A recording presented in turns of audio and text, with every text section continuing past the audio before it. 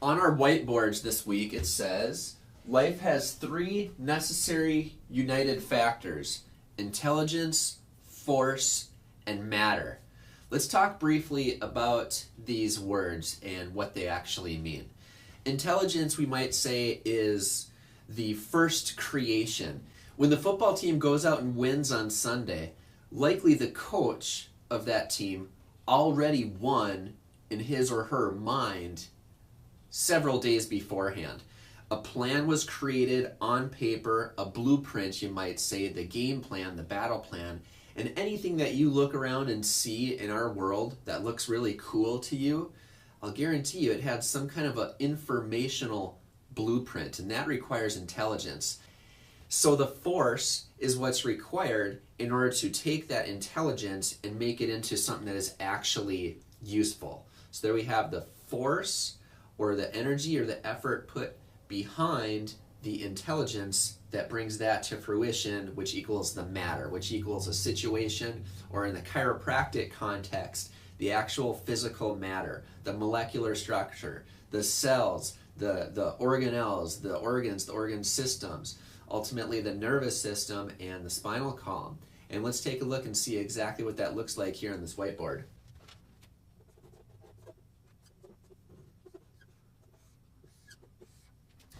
Okay, in chiropractic, we say that intelligence to matter and intelligence to force is always 1%. It is what creates the physical matter. It is what maintains things in existence. This is a quantum physics type thing. I will never be able to fully explain it. Nobody will ever fully be able to explain how the heart cells remain heart cells and the liver cells remain liver cells. But that right there, if we can call it a substance, that is what we are trying to dissect right here and now. The intelligence created the physical matter. Look at our DNA. What is DNA? It's really, when you boil it down, it's information. And from information, there must be a design. If you get a table from IKEA and you get a bunch of instructions, you'll get it in Swedish, you might get it in German, you might get it in English, Spanish, all these different languages.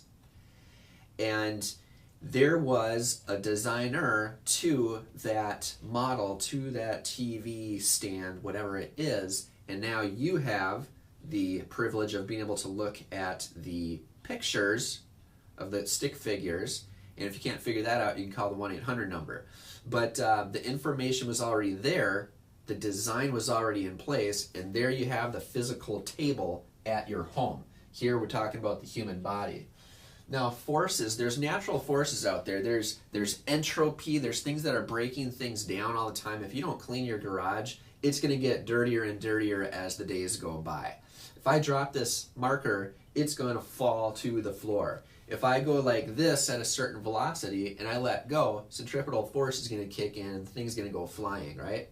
So there are certain constants that don't go away in our universe, call those forces, but the forces can be interfered with. I can defy gravity and catch this marker.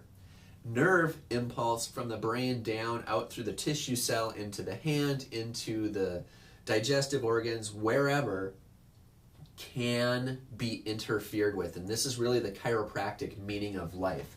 Any disturbances along this path right here, we want to free up so that you can be as, be careful here, connected as possible. You can be as useful as possible, that you can live up to your own ability to perform as much as possible. Vince Lombardi, the interviewer was asking him, you're really asking your people to work really hard, aren't you?